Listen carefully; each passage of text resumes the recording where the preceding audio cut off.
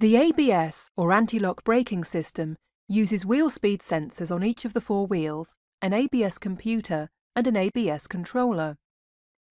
The ABS controller is connected to the hydraulic lines of the brake system in order to control the brake fluid pressure at each wheel. The wheel speed sensor is a magnetic sensor located near a toothed ring, or reluctor ring, that rotates with the wheel. Each time a tooth on the reluctor ring passes the wheel speed sensor, a pulse is sent down the wire to the ABS computer. The pulse is increasing frequency as the wheel speed increases, and the ABS computer can then determine how fast each wheel is turning. In an emergency stop situation, large amounts of braking force can cause a wheel to skid, resulting in the loss of control of the vehicle.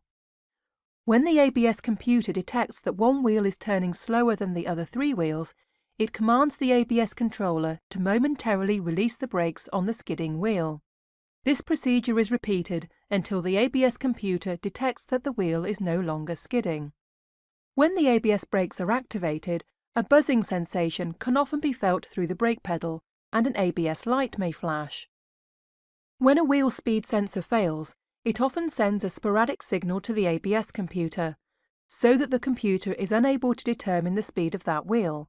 A failed sensor will cause the yellow ABS warning light on the instrument panel cluster to stay on, and the ABS system will be disabled.